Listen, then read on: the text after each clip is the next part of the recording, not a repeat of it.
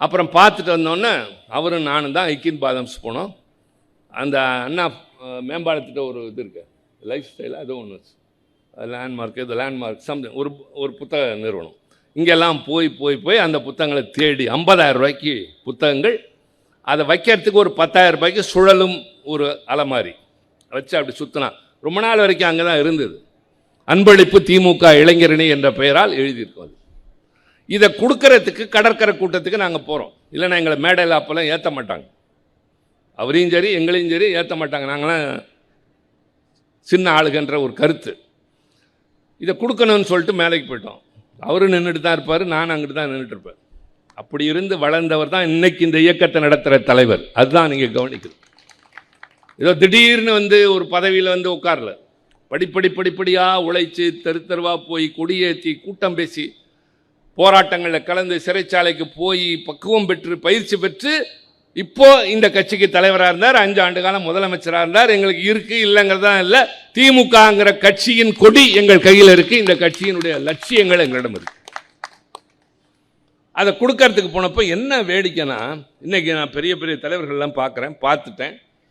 நான் முதலில் நாடாளுமன்றம் போன போது அங்கே உள்ளே இருந்தவங்கெல்லாம் ஃபஸ்ட்டு நான் போகிறப்பே நான் ரொம்ப வியப்போடு போகிறேன். இங்கே தானே அம்பேத்கர் இருந்தார், இங்கே தானே நேரு இருந்தார், இங்கே தானே அண்ணா இருந்தாங்க, லோகியா இருந்தார், மது தண்ட அப்படியெல்லாம் பார்த்தவன் உள்ளே போய் பார்த்தா நரசிம்மராவ் இருக்கார், சந்திரசேகர் முன்னாள் பிரதமர் இருக்கிறாரு, பிஜு பட்நாயக் இருக்கிறாரு, இந்திரஜித் குப்தா, வாஜ்பாய், அத்வானி, இதெல்லாம் பனத்வாலான், எல்லா தலைவர்களும் இருக்காங்க. எந்திரிச்சு பேசினா எல்லாரும் நம்மளே பார்த்தா வெடன்னு கால்லாம் நடுங்கும். அவ்வளவு பெரிய தலைவர்கள்லாம் இருந்த மாதிரி இன்றைக்கும் நான் நிறைய பேரை பார்த்துட்டு தான் இருக்கேன். அந்த மேடையில் யார் வந்திருந்தா கலைஞரை வாழ்த்துவதற்குனா அவருடைய மணி விழாவுக்கு பாபுஜி ஜெகஜீவன் ராம், அவர் தன்னிகரற்ற ஆதி திராவிடர்களின் தலைவர் இந்தியாவில். பகுகுணா உத்தரப்பிரதேசத்தினுடைய முதல்வராக இருந்தவர். அப்புறம் ஃபரூக் அப்துல்லா, அப்போ தான் காஷ்மீரில் ஷேக் அப்துல்லாவுக்கு பின்னால் முகிழ்க்க ஆரம்பித்திருந்த தலைவர். இப்படி தலைவர்கள் நிறைய பேர் இருக்கிறாங்க. அந்த மேடையை நாங்கள் எப்படி பார்த்துட்ருக்கோம். ஒருத்தர் இவர் தானா அவ்வளவுதான் நமக்கு அப்போ முடிஞ்சது. இன்னைக்கு நம்மளுடைய வாழ்க்கை மாதிரி எங்களை அங்கே இருக்கிறவங்க பார்க்குறாங்கன்னா அதுதான் திராவிட முன்னேற்ற கழகம். சாதாரணமான ஆள் போய் டெல்லியில் நிற்கிறது. அவங்க எல்லாம் ஒரே கருத்தை சொன்னாங்க. என்ன சொன்னாங்கன்னா, இதுதான் நீங்கள் கவனிக்கணும். கலைஞர் அவர்களே, நீங்கள் ஒரு மாநில கட்சியின் தலைவர், நீங்கள் மாநிலத்தின் முதல்வராக மட்டுமே இருந்தவர்.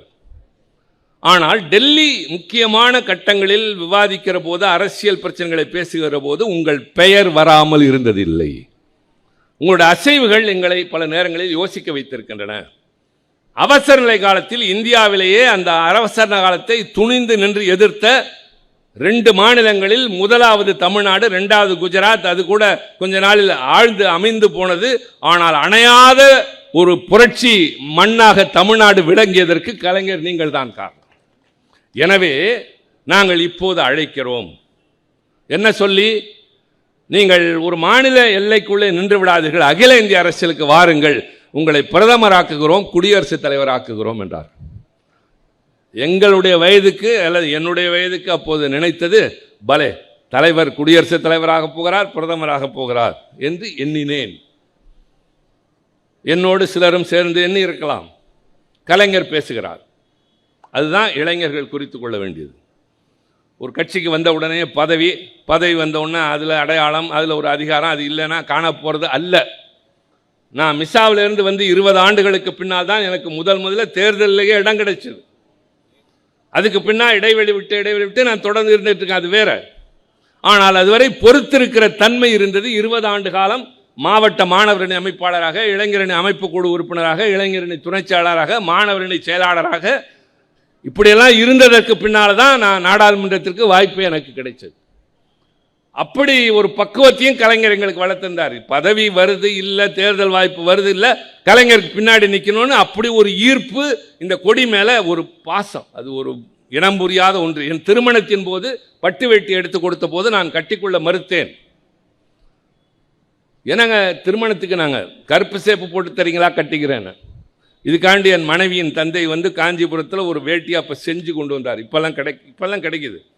அப்போல்லாம் அந்த மாதிரி வராது. பட்டு வேட்டியில் கருப்பு சிவப்பு போட்டு கொண்டு வந்தோன்னு தான் நான் கட்டிக்கிட்டேன். அப்படி ஒரு பைத்தியமாக நாங்கள் இருக்கிறோம். அந்த கலைஞர் பேசுகிறார். பதில் சொல்லி என்ன சொல்றார்? நான் மெத்தவும் மதிக்கிற தலைவர்கள் பாபுஜியும் பகுஜனாவும் ஃபரூக் அப்துல்லா எல்லா தலைவர்களையும் சொல்லி இவர்கள் எல்லாம் என்னை அகில இந்திய அரசியலுக்கு வா என்று அழைத்தார்கள். நேரடியாக வராமல் ஒரு உதாரணம் சொல்றார். இன்று மாலை பத்திரிகை என் கரங்களில் இருக்கின்றது. இன்றைக்கு எல்லோரும் அதைத்தான் படித்தார்கள். இதுதான் தலைப்பு செய்தி. என்ன தலைப்பு செய்தி? முதலாக இந்தியா விண்வெளிக்கு அனுப்பிய ஒரு விண்கலம் பறந்து கொண்டிருக்கின்றது. அதிலே முதலாக 2 இந்தியர்கள் உலகத்தை வலம் வந்து கொண்டிருக்கிறார்கள். ராகேஷ் சர்மா, மல்ஹோத்ரா என்பது அவர்களுடைய பெயர். எல்லோரும் வானத்தில் இருக்கிற அந்த 2 பேரை பார்க்கிறார்கள், அந்த விண்கலத்தை பார்க்கிறார்கள். ஆனால் ஒன்றை மறந்து விடுகிறார்கள். அந்த விண்கலத்தின் போக்கையும் உள்ளே இருப்பவர்கள் என்ன செய்ய வேண்டும் என்பதையும் தீர்மானிக்கிற கட்டுப்பாட்டு அறையும் சாதனமும் பூமியிலே தான் இருக்கிறது. அகில இந்திய தலைவர்களே, நீங்கள் அரசியல் வானில் பறக்கிற விண்கலமாக இருக்கலாம், அதில் பறக்கிற விண்வெளி வீரர்களாக இருக்கலாம், இந்தியாவை தலைகளாக புரட்டலாம். ஆனால் எப்போது என்ன நடக்க வேண்டும் என்று தீர்மானிக்கிற கட்டுப்பாடு சாதனமாக திராவிட முன்னேற்ற கழகம் தமிழ்நாட்டில் தான் இருக்கும். சொல்லிவிட்டு சொன்னார், எனக்கு பெரிய பொறுப்புகள் என்றீர்கள். என் ஆசை என்ன தெரியுமா? என் நாக்கு தடுமாறாமல் கடைசி தமிழ் சொல்லை உச்சரிக்கிறவரை, என் கரங்கள் நடுங்காமல் நான் கடைசி எழுத்தை எழுதுகிறவரை, என் கால்கள் சோர்ந்து போகாமல் நடந்து எடுத்து வைக்கிற கடைசி அடிவரை, என் பேச்சு, எழுத்து, மூச்சு, செயல் அத்தனையும் தமிழன் தமிழ்நாடு என்பதற்காகவே இருக்குமே தவிர வேறு எதை நோக்கியும் செல்லாது என்று சொன்னாரே. அன்றுதான் வியந்தோம். பதவி எங்கள் தலைவனை ஆட்கொள்ளவில்லை, இந்த தமிழ் இனம்தான் அவரை ஆட்கொண்டது.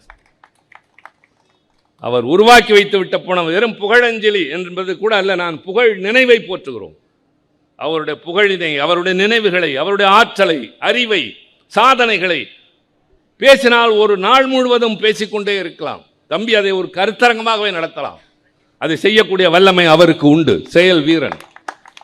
மரத்தான் போட்டியிலே தனி சரித்திரம் படைப்பதை போல அதையும் நடத்தலாம். எனக்கு அதுல எல்லாம் ஆர்வம். எல்லாத்தையும் கூப்பிட்டு பேசுங்க. ஒவ்வொரு தலைப்பில் கலைஞரை பற்றி பிச்சு போடுவோம். இன்னைக்கு இருக்கிறவங்களெல்லாம் பார்த்து வேணா பரவசப்படட்டு, எங்க தலைவனுக்கு ஈடா கொண்டு வந்து காட்டுங்க பார்ப்போம்னு சொல்லுங்க. நான் இப்ப அவங்களெல்லாம் பத்தி பேசவே இல்லை, பேச வேண்டிய அவசியமே இல்லை. எங்க கட்சி, எங்க தலைவன், எங்கள் சாதனைகள், எங்கள் கொள்கைகளை பேசுவதற்கு எங்களுக்கு நேரம் இல்லை என்கிற போது, அவருக்கு பின்னால் தளபதி அவர்கள் இதை 5 ஆண்டு காலம் நடத்தி என்னென்ன செய்தார் என்கிற போது, இன்றைக்கு கட்சி நடத்துகிறோம் என்கிற போது, எதிர்கட்சி தலைவராக தம்பி உதயநிதி ஸ்டாலின் அடுத்த தலைமுறையாக வந்து உட்கார்ந்திருக்கிற போது, நாங்கள் மற்றவர்களை பேச வேண்டிய அவசியத்தின் போது பேசுவோம், அல்லது மற்றவர்கள் பேசுவார்கள். ஆனால் இன்றைக்கு நான் பேசிய இந்த கலைஞருடைய பல பரிமாணங்களில் ஒரு சிலவற்றை மட்டும் இன்றைக்கு நான் சில புதியவற்றை உங்களோடு பகிர்ந்து கொண்டிருக்கிறேன். ஏதோ அழைத்தார்கள் கடமைக்கு பேசிவிட்டு போவோம் என்பதல்ல. இந்த நாள், இன்றைக்கு நாம் பேசிய பேச்சு, பகிர்ந்து கொண்ட கருத்துக்கள், இரவு நீங்கள் உறங்கச் சென்றதற்கு பின்னால் கலைஞருடைய நினைவலைகள் உங்கள் நெஞ்சிலே புரள வேண்டும். அந்த தலைவனுடைய உயர்வு உங்களை உறங்க செய்யாமல், இவ்வளவு அற்புதமான தலைவன் வாழ்ந்து கொடுத்து விட்டு போன இயக்கம் இந்த நாட்டில் காப்பாற்றப்பட வேண்டும் என்ற உறுதி பிறக்க வேண்டும். ஆக நினைவை சொற்களால் போற்றுவதும் எதிரே உட்கார்ந்து ஆதரவு கொடுப்பது மட்டுமல்ல, கலைஞருடைய வழியில் அண்ணா உருவாக்கிய இந்த இயக்கத்தை தளபதியினுடைய தலைமையில் நாங்கள் வளர்த்து காட்டுவோம், வென்று காட்டுவோம். தமிழனின், தமிழ் மொழியின், தமிழ்நாட்டின் மண்ணின், மானத்தின் மரபை நாங்கள் நிச்சயமாக காப்பாற்றுவோம் என்ற உறுதியை மேற்கொள்வதுதான் உண்மையான அவருடைய புகழுக்கான நினைவு என்றாக இருக்கும் என்று சொல்லி, இந்த சிறந்த வாய்ப்பையும் கலைஞருடைய எண்ணங்களை பற்றி பகிர்ந்து கொள்வதற்கும் வாய்ப்பு தந்த என் தம்பி மாசுவுக்கும், இந்த பகுதி கழக நிர்வாகிகளுக்கும், வந்து காத்திருந்த உங்களுக்கும் என் மனமார்ந்த நன்றி. மீண்டும் சந்திப்போம். வணக்கம்.